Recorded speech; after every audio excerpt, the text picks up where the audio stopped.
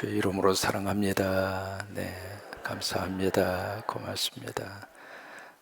더위 먹지 말고 은혜 잡수세요. 다시 한번 해주세요.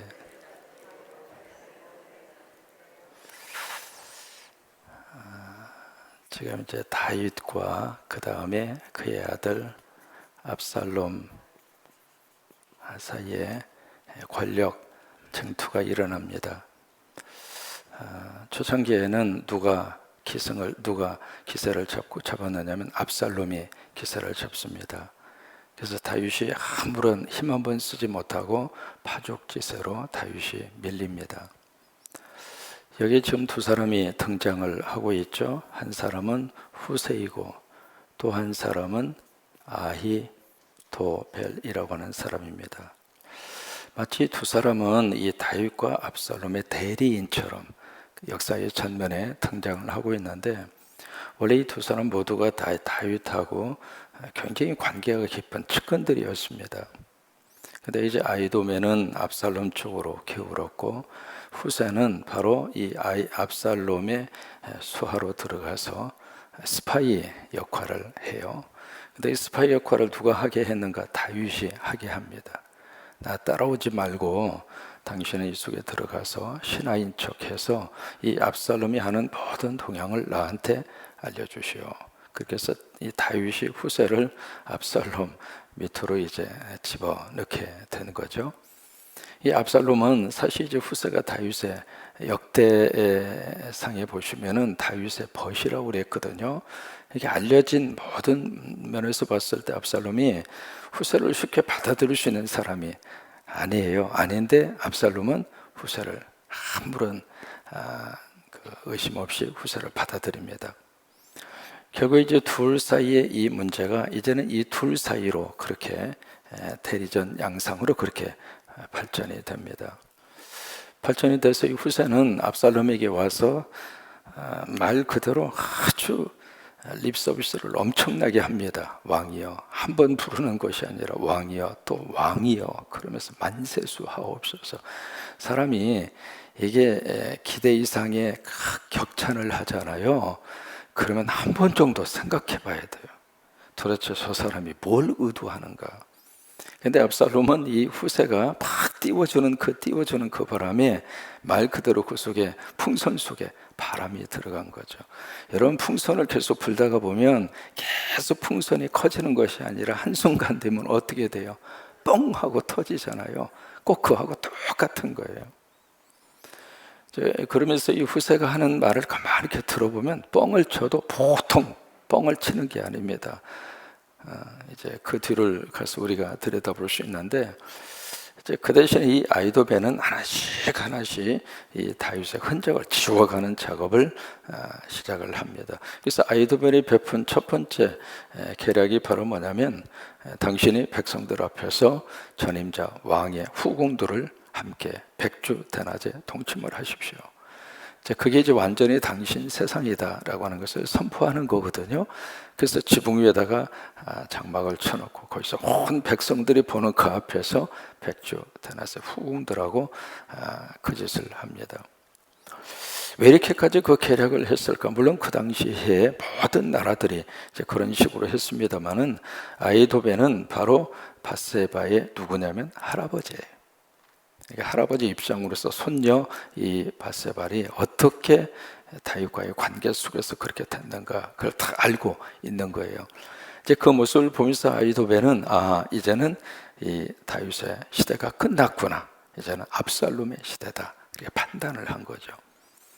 사실 모든 이 경우를 들여다 보면은요, 한순간의 판단, 그리고 어느 쪽에 쓰느냐, 그 사람의 운명이 완전히 확 하고 바뀌어지는 거예요. 그래서 오늘 이제 17장으로 와서는 무슨 일이 발생을 하느냐면, 두 번째 아히도멜의 계략을 펼칩니다. 그것은 바로 뭐냐면, 아히도멜이 압살롬이 지금 하고 있는 그 계략은 바로 어드바이스가 되는 거죠. 참모로서 그에게 쭉 아이디어를 제공하는데, 이 아히도멜이 어느 정도 신임을 받았는가, 여기 16장 마지막 절에 보시면은 아히도벨의 위치를 성경이 기록하고 있는 거예요. 그가 하는 모든 이 계략, 어드바이스는 마치 하나님에게 받은 말씀하고 같은 것으로 취급을 받았다. 이 사람이 말을 하면 다윗도 그러고 압살롬도 그러고 절대적인 신임을 가지고 그의 말에 다 따랐다 그 말이에요. 그 정도로 이 아이도벨은 책략 중에 책사 중에 책자죠. 제갈량 이상 가는 그런 뛰어난 지략을 가진 사람이 아이도벨입니다. 그러면서 이 다윗을 죽이기 위해서, 다윗을 무너뜨리기 위한 그의 치밀한 작전이 쭉 전개가 되는 거예요. 그래서 두 번째 작전이 바로 뭐냐면 속전속결입니다. 압살롬에게 제안을 하죠. 나에게 군사 12,000명만 주십시오. 지금 쫓기고 있는 이 다윗의 뒤를 내가 추격을 해서 딱 가서 백성들은 하나도 다치지 않고 다윗만 핀셋처럼 딱 죽이고, 그리고 그 백성들은 내가 다 이끌고 당신에게 오겠습니다. 그게 아이도벨의 계략입니다. 이 계략인데 아주 단순하죠. 그리고 아주 분명합니다. 그래서 이 아이도벨의 계략을 듣고 이 압살롬과 장로들이 어떻게 생각했느냐면 4절에 보시면은 어떻게 생각했어요? 좋게 생각했어요. 야, 기가 막히다. 그래, 숯불도 단김에 빼자. 참 좋은 아이디어거든요. 정신없이 다윗이 도망가는 바람에 신발도 신지 않고 맨발로 머리 풀어 헤치고 그리고 도망갔잖아요. 그러니까 지금 이 틈을 이용을 해서 속전속결로 가서 특수부대를 투입해서 다윗만 제거시키면 끝나는 거죠. 그래서 이 아이도벨이 계략이 좋다고 하는 생각을 하고 모두가 다 그렇게 생각을 하고 있는 그 순간에 5절에 보시면 누구를 부르냐면 후세를 부릅니다. 왜 이 순간에 압살롬은 후세를 부를까?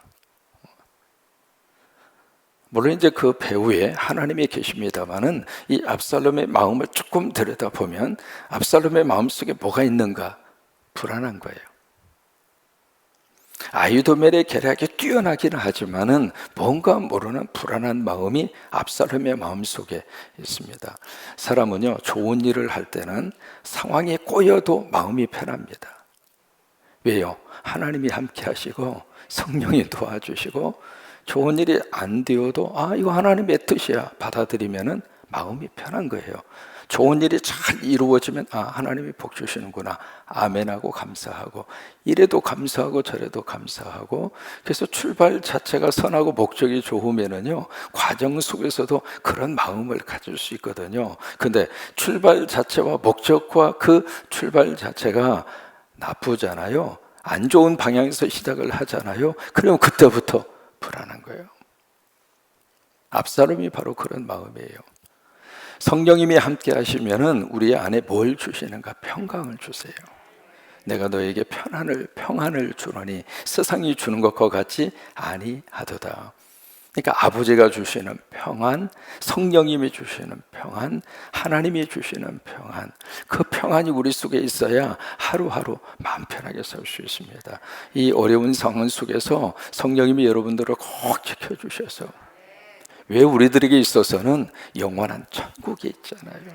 그리고 하나님의 도우심이 있잖아요. 그리고 하나님의 역사하심이 있잖아요. 따라서 한번 해보실까요? 모든 것이 합력하여 선을 이루느니라. 우리는 그 말씀을 믿습니다. 때로는 넘어지는 그 일까지라도 하나님이 모으셔서 아름답게 만들어 주시고, 설령 실패하는 그것까지라도 하나님이 모으셔서 아름답게 만들어 주시고, 일을 되게 하실 때에도 안 되게 하실 때에도 기다리게 하실 때에도 어떤 경우로 할지라도 우리는 그 말씀 믿고 의지하고 아멘하고 살아요. 그러니까 마음 편한 거예요. 마음 편한 거예요. 근데 압살롬은 다 된 것 같은데 마음이 불안한 거예요. 그래서 후세를 부른 거예요. 후세를 불러서 물어요. 묻는데 그냥 묻는 것이 아니라, 여기 아이도벨은 이렇게 아이디어를 냈는데 다 정보를 제공하는 거예요. 자기가 자기의 무덤을 지금 파고 있는 거거든요. 아이도벨의 계략이 이러한데 그 1급 비밀이잖아요. 그 1급 비밀을 이 압살롬 스스로가 공개를 하고 있는 거예요. 이게 사람이 똑똑한 척 하면서도 자기가 자기의 실수를 연발하고 있는 거예요. 이제 그 이야기를 후세가 다 들었잖아요. 그러면서 묻습니다. 후세, 당신은 이번 이 일에 어떻게 생각하느냐? 그렇게 물어요. 물으니까 후세가 머릿속으로 그때부터 후세 머리가 복잡하죠. 들어보니까 이 아이디어가 기가 막힌 아이디어거든요. 이거 한번 제대로 성공하면 끝장난거든. 이걸로 끝나는 거거든요. 그래서 이제 후세가 어떻게 할까 그러다가 순간적인 기지를 발휘해서 아이도멜의 계략이 너무 좋습니다. 그런데 이번 이 일은 옳지 못합니다. 그러면서 세 가지 내용을 쭉 이야기를 합니다. 첫 번째, 지금 당신의 아버지 다윗은 새끼를 빼앗긴 곰하고 똑같습니다. 이게 후세가요, 지금 어떤 식으로 이야기를 쭉 전개를 하느냐면, 후세 이야기를 가만히 들어보면 머릿속에 뭐가 이렇게 떠오르냐면 그림이 그려집니다. 아이도벨은 이야기를 하면은 그냥 직선적으로 딱 그 일만 이야기하는데 후세는 그림을 그리게 해요. 당신의 아버지는 새끼를 빼앗기는 곰하고 같습니다. 지금 당신 아버지가 지금 얼마나 지금 분에 차 있는 줄 아십니까? 지렁이도 밟으면 꿈틀댑니다. 그 다음에 두 번째, 아이도벨이 다윗만 가서 죽이고 오겠다고 그렇게 이야기를 했는데 지금 당신 아버지가 보통 사람입니까? 지금 그 아버지가 벌써 그것을 알고 그 군사들하고 함께 있지 아니하고 어느 한 굴속에 혼자 숨어 있을 것입니다. 그러면 그 다윗 어떻게 다 찾아서 죽이겠습니까? 그리고 세 번째로, 싸움을 하다가 만약에 이 아이도멜하고 이 군인들이 가서 싸우다가 몇 사람이 죽었다고 칩시다. 그러면 그 소문이 이미 쫙 퍼지게 될 터인데, 퍼지게 되면 압살롬의 군인이 죽었다. 그러면 당신 군인들의 사기가 어떻게 되겠습니까? 그러니 이번 이 작전, 아이도멜의 작전은 사실은 문제가 많습니다 하면서 후세가 역공을 하는 거예요. 그러면서 뭐라고 제안을 하느냐면 이렇게 하십시오. 그러면서 하는 말이 단에서부터 부엘세바까지, 한국식으로 말하면 한라에서 제주까지, 백두까지 전체 이스라엘 백성들 가운데 군인들을 모집하십시오. 군인들을 다 모집을 해서 당신이 앞장서서 총사령관에 대해서 그 군인들을 주의하시고, 그리고 나서 가서 거대한 군인을 동원해서 일시에 이 다윗과 추종자들을 싹쓸이 하십시오. 만약에 다윗이 어느 한 상에 숨어 있다면 밧줄을 가지고 가서, 여러분 이 후세가 말하고 있는 것을 가만히 들어보세요. 밧줄을 가지고 가서 그 성을 싸그리 통째로 어디다 갖다 던져버리느냐, 강에다가 갖다가 빠뜨려 버리십시오. 뻥도 보통 뻥이 아닙니다. 아니 어떻게 밧줄 가지고 와서 성을 통째로 갖다가 강에다 갖다가 집어쳐놓을 수 있는 게 어디가 있어요. 근데 사람은 허세와 뻥에 약합니다. 이 이야기를 가만히 들으니 압살롬이 무슨 생각이 들었을까? 참 기가 막히다. 왜요?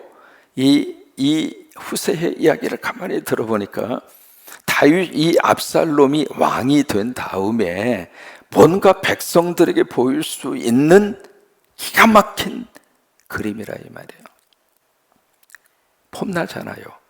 거대한 군인을 이끌고 앞장서서 막 지휘를 하고 군인들이 소리를 지르면서 왕이여 만세 그러면서 막 같이 공격을 하고, 그리고 왕이 벌써 싸우겠어요. 싸우는 건 다 신하들이 싸우는 거죠. 그러면서 이제 다윗과 그에 따르는 사람들이 일시에 다 해서 무찌르고 돌아오면 말 그대로 압살롬의 정권이 완전히 공고하게 세워지게 되는 거죠.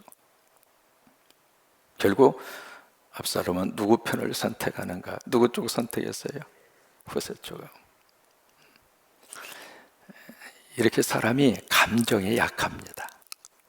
이렇게 띄워주잖아요. 띄워주면 하늘 높은 줄 모르는 거예요. 근데 하늘 높은 줄 모르는데 그 배후에 과연 띄워주는 사람의 진심이 뭘까? 그게 참 고민이죠. 도대체 이 사람이 진심으로 띄워주는 건지 아니면 뭔가 꿍꿍이 속을 가지고 띄워주는지, 그걸 참 우리가 지혜롭게 분별해야 할 그런 생각이 드는 거죠. 결국 이제 그것을 제안한 다음에 후세가 다윗에게 이 소식을 전해야 되잖아요. 전하는 과정이 아주 드라마틱합니다.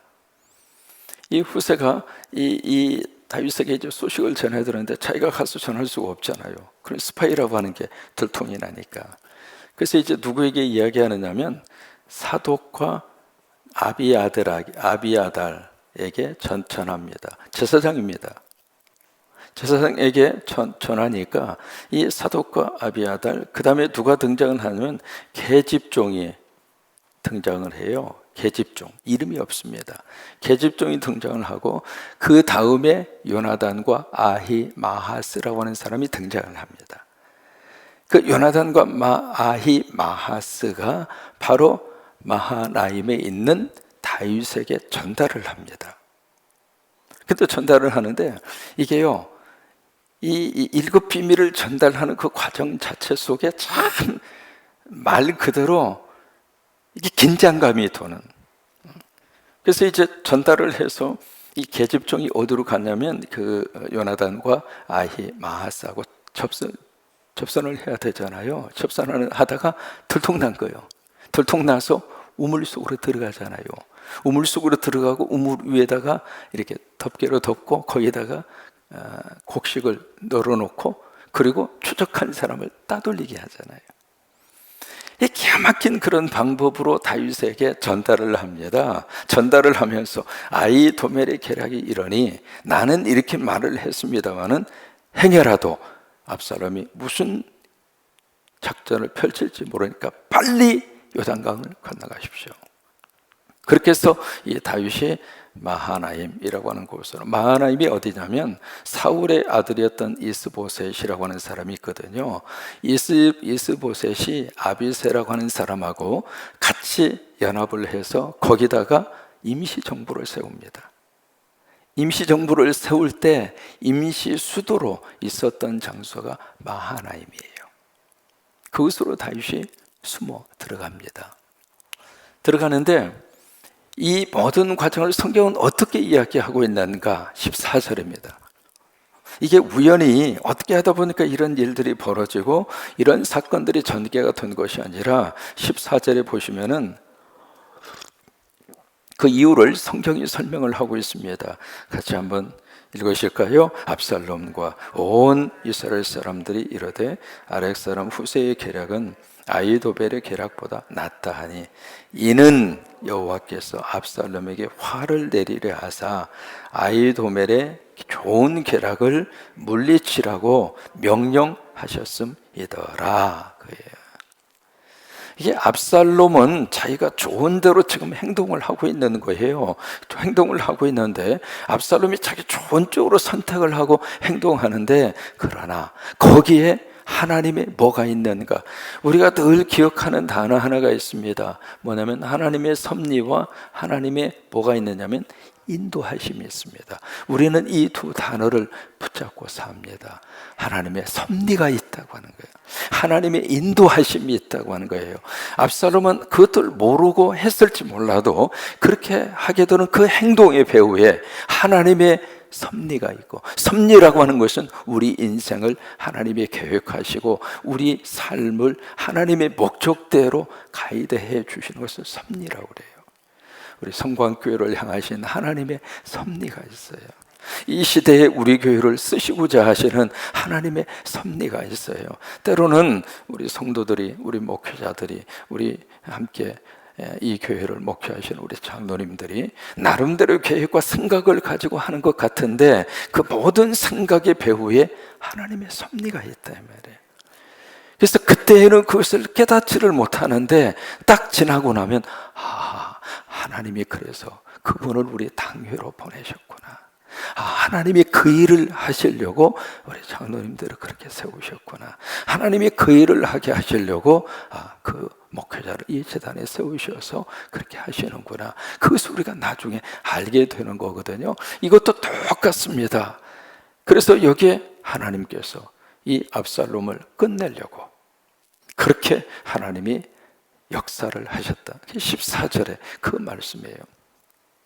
그 뒤로 이 다윗이 마하나임에 가서 어떤 일이 벌어졌는가, 여기 이제 몇 사람이 등장을 합니다. 거기에 갔을 때 27절에 보시면은 내용이 쭉 기록이 되면서, 그 다음에 이게 이 아히도멜이 후세의 계략이 압살롬을 선택하는 것을 보고 자기 고향에 가서 자기 짐 정리에 다 정리하고, 그리고 스스로 자기의 목숨을 끊습니다.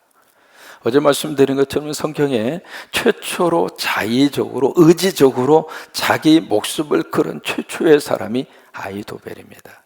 자살한 사람이. 근데 이 아히도벨이 신약으로 가서 보시면은 예수님 팔아먹고 목매달아 자살을 한 누가 있죠? 가룟 유다하고 똑같은 케이스예요. 그래서 자살로, 왜요? 아히도벨은 살아도 산 목숨이 아니라고 생각한 거예요. 아, 이것은 끝났다. 이 압살롬은 이제 끝났다, 알게 된 거죠. 그래서 이제 마하나임으로 갔는데 거기에 어떤 일이 벌어졌냐면 27절에 보시면 세 명의 사람이 등장을 해요. 첫째는 소비라고 하는 사람, 두 번째는 마길이라고 하는 사람, 세 번째는 바르실레라고 하는 사람. 나중에 바르실레가 한 번 더 등장을 합니다. 이 세 사람이 등장을 하는데, 이 세 사람이 여기서 이제 28절에 보시면은 별것을 다 가지고 와. 29절까지 뭐까지 들고 왔느냐면 침낭까지, 침구까지, 그 다음에 대야, 그릇도 없었던 모양이죠. 그래서 그릇도 가지고 오고 바리바리 싸가지고 오는데 먹을 것도 여기 지금 한두 가지가 아닙니다. 먹을 것을 보세요. 밀, 보리, 밀가루, 볶은 곡식, 콩, 팥. 이 콩하고 팥하고 아마 팥을 가지고 아마 그 아이스크림 먹으려고 그랬나? 아무튼 그 팥빙수 있잖아요. 그걸 먹으려고 그랬는지 아니면 팥 칼국수를 해 먹으려고 그랬는지, 아무튼 그 다음에 볶은 녹두에다가, 그 다음에 꿀에다가, 그 다음에 뭐가 있어요? 세상에 버러, 이것까지 있잖아요. 버러. 이 버러 하니까 지금 생각나는 거가 BTS가 부른 노래가 베러잖아요. 버러. BTS라고, 방탄소년단이. 그 곡이 지금 7주째 1등 아닙니까? 이게요, 기록을 지금 깨고 있습니다. 하여튼 버러까지, 그 다음에 양, 그 다음에 치즈. 와, 바리바리 싸가지고 온 거예요. 그러면 이 사람들이 왜 이 다윗에게 이와 같이 호의를 지금 베풀어 주고 있는가? 이게요, 평소에 잘해준 거예요. 여기 소비라든지 마길이라든지 바르실레라든지 평소에 다윗의 신세를 다 진 사람들에게, 여기에 나하스가 나오잖아요. 나하스, 암몬 왕 나하스 이야기는 그 전에 다윗과의 관계 속에서 한번 나왔던 사람이잖아요. 근데 이 사람들을 다윗이 참 잘해 주었거든요. 그 다음에 그의 아들인 하논이 그 다음에 왕권을 이어받고 나하스가 죽었을 때 조문단 사건이 있었잖아요. 그 사건이 있었던 그 가문인데 다윗하고 좋은 관계를 맺었던 사람들이에요. 마길도 그러고 바르실레도 그러고 평소에 다윗이 잘해줬던 사람이에요. 다윗의 신세를 졌던 사람이에요. 평소에 잘해주면 내가 어려울 때 그 사람들이 나를 도와줘요. 그거예요. 평소에 우리가 잘 이렇게 인간관계를 맺어 놓으면 내가 정말 필요해서 부탁했을 때 그 사람이 그 부탁을 거절하지 않습니다. 그러니까 항상 우리가 뭔가 나에게 필요한 것만큼 내가 먼저 남에게 해주면 돼요. 그래야 나도 그걸 받을 수 있는 거예요. 그 어려움 속에서 이 다윗이 그렇게 쫓기고 있는 그 상태 속에 저 사람들이 바리바리 싸가지고 다윗에게 그렇게 호의를 베풀 정도로 다윗이 잘해준 거예요. 여러분, 평소에 잘하셔야 돼요. 평소에 힘들고 어려운 사람이 있으면 가서 손도 좀 잡아주고 같이 위로도 좀 해주고 같이 좀 식사도 좀 같이 해주고, 그리고 주머니도 좀 열어서 작은 액수라도 좀 도움의 손길을 주고 그렇게 해서 평소에 잘 이렇게 관계를 맺어 놓아야 내가 힘들 때 그 사람들이 나에게 찾아오는 거예요. 여기서 이 압살롬과 이 아히도벨은 한 가지를 몰랐습니다. 아히도벨은 뛰어난 그런 지략은 있었지만 한 가지를 몰랐어요. 뭘 몰랐는가?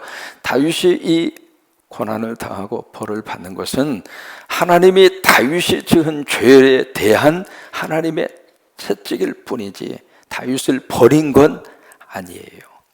하나님은 다윗을 버리지 않았습니다.